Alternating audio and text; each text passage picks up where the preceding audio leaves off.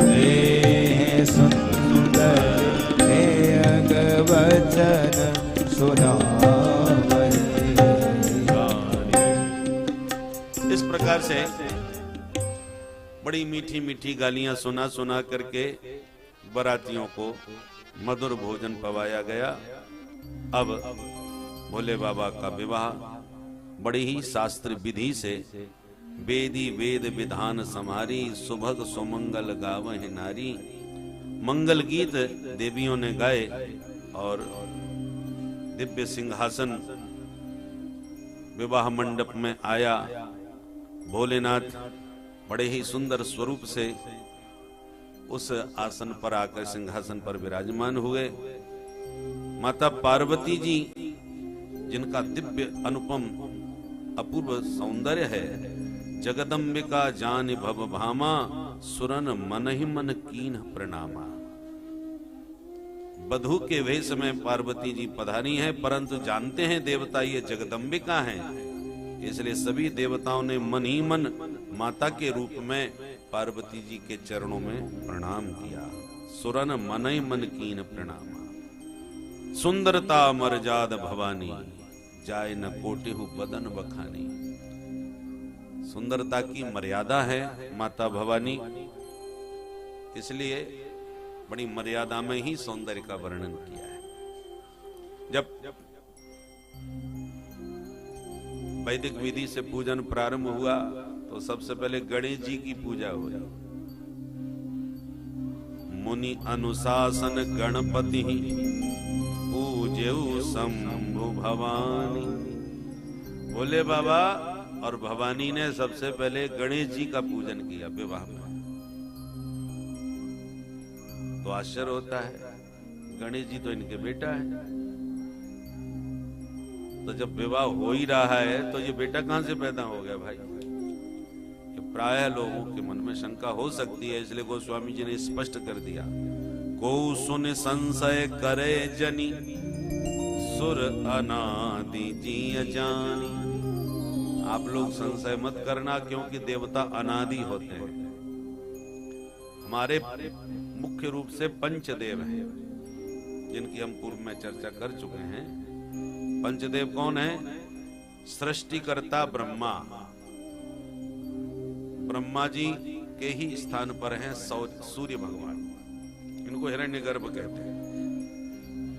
तो हिरण्यगर्भ कहो या ब्रह्मा कहो या सूर्य, तीनों एक ही स्वरूप है।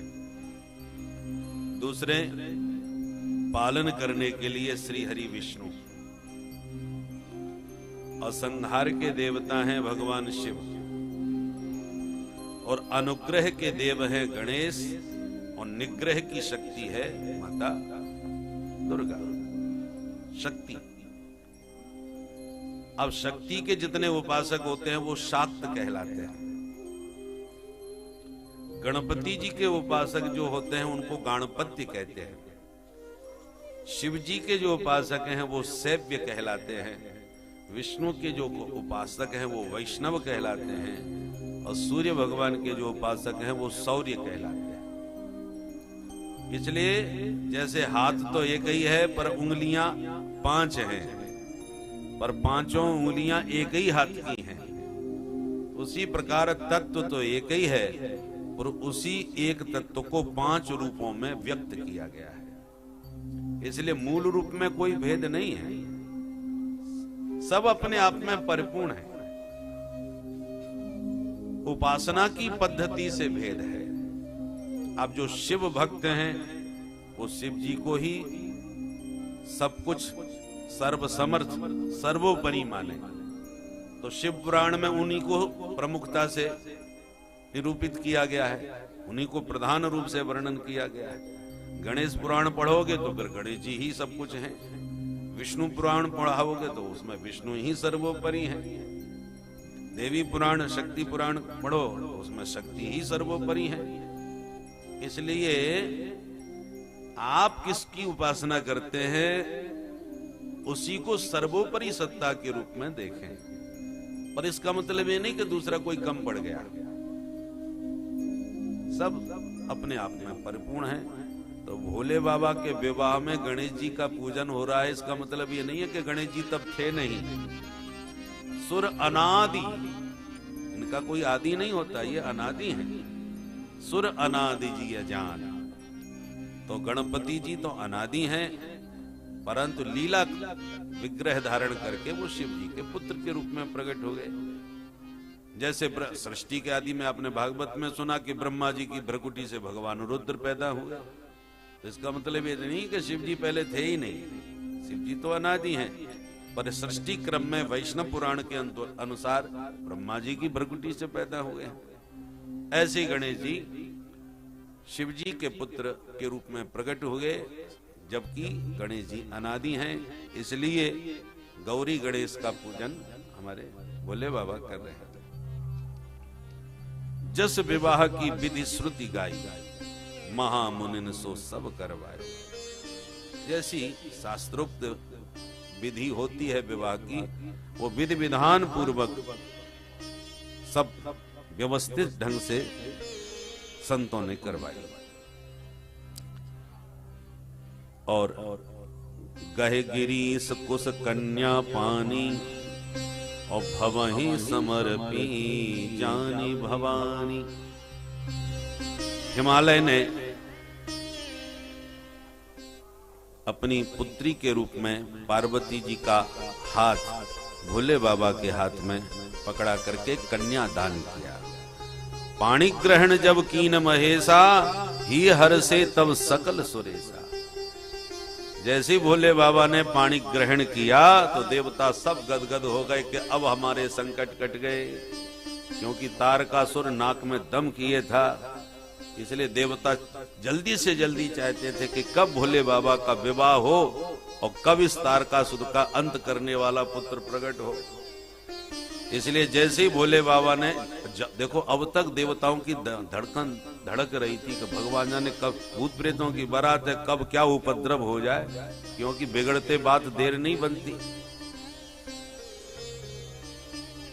जब मैना देवी ने आरती उतारी और सांप ने फुसकार मारी, सो जो फेंक करके थाली भगी, देवता तो उसी समय सिर पकड़ के बैठ गए, हे भगवान हो गया विवाह, बज गए बाजे। तो वो तो बेचारे घबरा गए, बनी बनाई बात सब बिगड़ गई है। तो परंतु भोले बाबा तो भोले बाबा ठहरे, उसको उपहार मान के छाती से लगा के ले गए। तो देवताओं की जान में जान आई, चलो अच्छा बुरा नहीं माने, नहीं तो दूल्हा की तो नाक पे ही गुस्सा धरी रहती है। नेक नेक बात में दूल्हा रूसता है महाराज। पहले जमाना था रूसने का, भोजन नहीं कर रहा दूल्हा साहब, क्यों? बोले रूस गया। तो बोले मनाओ। तो फिर दूल्हा को मनाया जाता था कि कुंवर साहब कलेऊ कर लो, जो चाहिए सो आदेश दो। बोले हमको साइकिल चाहिए। पुराने जमाने में पहले साइकिल ही माना, जब दूल्हा रूसते थे तब यही मांगते, या तो घड़ी या साइकिल, और तीसरे नंबर पर रेडियो। और जब रेडियो मिलता था दूल्हा को तो पूरे सड़क पर जो थे गली गली में बजाता हुआ घूमता था। बढ़िया ससुराल का रेडियो है भाई, वही जमाना था। तो दूल्हा को बड़ी मुश्किल से संभाल करके मना करके विवाह संपन्न किया जाता है कि कब उसका मूड खराब हो जाए भाई। पर धन्य भोले बाबा, थाली फेंक के सास ने मारी, उसी को उपहार मान करके छाती से लगा लिया। होगा रिवाज यहाँ का भाई, हर क्षेत्र के अलग अलग रीति रिवाज है। तो ये भोले बाबा थे जो किसी बात का बुरा माने नहीं, सब स्वीकार कर लिया। परंतु आज जब भोले बाबा ने वेदोक्त विधि से, शास्त्र विधि से जब पाणी ग्रहण किया पार्वती जी का, तब देवताओं की छाती में शांति आई, उनकी धड़कन अब शांत हुई कि अब मामला पूरी तरह से पक्का हो गया, अब कोई खतरा नहीं रहा। तो जैसे तैसे विवाह संपन्न हुआ, विदाई हुई। हिमाचल ने बड़े ही विनम्रता के साथ भोले बाबा से कहा, नाथ उमा मम प्राण सम, गृह किंकरी करे हो, क्षम्यौ सकल अपराध, अब हो ये प्रसन्न वर देव। भोले बाबा को विविधि भांति विनम्रता के साथ प्रार्थना पूर्वक कहा कि भगवान मेरी बेटी उमा मुझे प्राण प्रिय है, प्राण के समान है, इसको अपने घर की दासी बनाएं और ये कदाचित कोई अपराध करे तो आप उसे क्षमा करते रहें। इस प्रकार विनम्र वचनों से विदाई दी। पार्वती जी की मां मैना देवी भी अनेक प्रकार से नारी धर्म कन्या को समझाने लगी, पुत्री को बताने लगी। पहले माताएं बेटी की विदाई में उसे नारी धर्म सिखाती थी। करेउ सदा शंकर पद पूजा, करेउ सदा शंकर पद पूजा, नारी धर्म पति देव न दूजा, नारी धर्म पति देव न दूजा, नारी धर्म पति देव न दूजा, नारी धर्म पति देव न दूजा, पति देव न दूजा, पति देव न दूजा। मैंने माँ ने समझाया, पुत्री सदा भोले बाबा की सेवा करना, क्योंकि स्त्री का यही परम धर्म होता है। भरतो शुश्रूषणाम स्त्रीणाम परो धर्मो ह्यमायया, इसी का ज्यों का त्यों अनुवाद है। भरतो शुश्रूषणम स्त्रीणाम परो धर्मो ह्यमायया तदबंधूनाम च कल्याणः प्रजानाम चानुपोषणम। रास पंचाध्याय में भगवान ने जो पातिव्रत धर्म का प्रवचन किया, उसी का अनुवाद गोस्वामी जी ने कहा। करेउ सदा शंकर पद पूजा, नारी धर्म पतदेव न दूजा। पतदेव के अतिरिक्त नारी के लिए और किसी की पूजा पाठ करना उतना महत्वपूर्ण नहीं है। पति ही उसका परमात्मा है, उसी भाव से उसकी पूजा करें। जबकि सीता मैया को जब उपदेश दिया जाता है उनकी मां सुनैना के द्वारा, तब कहते हैं सास ससुर गुरु सेवा करहु, पति रुख लख आज्ञा अनुसरहु। कि बेटी सास ससुर की सेवा करना और पतिदेव को कुछ कहने का अवसर मत देना, उनका रुख देख करके ही समझ लेना कि वो क्या चाहते हैं। पति रुख लख आयसु अनुसरो। उत्तम पतिव्रता वह है जो पति के कहे बिना ही उसके रुख को समझ करके बात को पकड़ ले कि क्या चाहते हैं। तो इसलिए बेटी पति की ओर देख करके उनकी आज्ञा में चलना, उनके रुख को देख करके व्यवहार करना। तो वहां तो सास ससुर गुरु की सेवा की बात करी, पर यहां सास ससुर का नाम ही नहीं लिया। बोले करौ सदा शंकर पद पूजा, नारी धर्म पतिदेव, बोले न दूजा, दूसरा कोई है ही नहीं इनके यहाँ। तुम्हें केवल पतिदेव का ही ध्यान रखना है, दूजा कोई है ही नहीं। इसलिए नारी धर्म पतिदेव न दूजा, तुम तो केवल इनका ध्यान रखना। और इस प्रकार समझा बुझा करके अब वो परंपरा लगभग लुप्त सी हो गई है नारी धर्म उपदेश का। अब तो कहते बिटिया नेक भी कोई बात हो, कोई उंगली भी उठाए तो बस फोन कर देना, बाकी मैं देख लूंगी सब। कोर्स बदल गया थोड़ा, परंतु पहले यही समझाया जाता था। आज के बाद वही तुम्हारा घर है, वही तुम्हारा सब कुछ है, उन्हीं का ध्यान रखना, उनकी आज्ञा लिए बिना कभी इधर मत आना, ऐसे समझाया जाता था, ताकि उसे ये लगे कि अब मेरा घर वो पूरी तरह से है। जब आप अपना इस प्रकार से अपनत्व दिखा करके विदाई के समय भी यही विश्वास दिलाओ कि चिंता मत कर हम बैठे हैं, तो फिर उसका मन उधर कैसे लगेगा। फिर तो अरे ऐसा होता है जो 20-25 पहले तो छोटी छोटी उम्र में ही विवाह हो जाता था, तो वो जब सयानी होती थी, समझदारी आती थी, तो उस घर में ही उसके बुद्धि का विकास पूरा हो पाता था। इसलिए उसको पूरी तरह आत्मसात कर लेती थी, उसमें घुल मिल जाती थी, ढल जाती थी। अब 20-25 वर्ष की अवस्था तक पूरी तरह परिपक्व बुद्धि अपनी विचारधारा के साथ जब कोई कन्या जाएगी तो तालमेल बैठने में थोड़ा तो समय लगेगा भाई। पूरी तरह वो आप में नहीं ढल सकते, आप भी पूरी तरह उनमें नहीं ढलेंगे, तो टाइम तो लगेगा। अब नेक नेक बात पर यदि बुद्धि वो वहीं से टेलीफोन आने लग गए तो फिर हो गया विवाह। और इसलिए आज छोटी छोटी बातों पर संबंध टूट जाते हैं। अतः माताओं का कर्तव्य है पुत्री की मनस्थिति को ऐसा परिपक्व करके भेजें ताकि वो ससुराल में पूरी तरह तालमेल बैठाने का प्रयास करे, सामंजस्य बैठा सके, ये संबंधों को संभाल सके। इसलिए नारी धर्म शिक्षा दे करके ही पुत्री को विदा करना चाहिए, जैसे पार्वती जी को किया।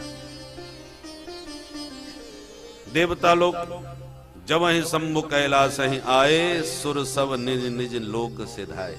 विवाह करके जब पार्वती जी के साथ भोले बाबा कैलाश पधारे तो देवता लोग सब प्रणाम करते हुए अपने अपने धाम को चले गए। अनेक प्रकार से गोस्वामी जी कहते हैं जगत के माता पिता हैं भवानी शंकर, तो हर गिरिजा विहार नित नयो, यही विधि विपुल काल चले गयो।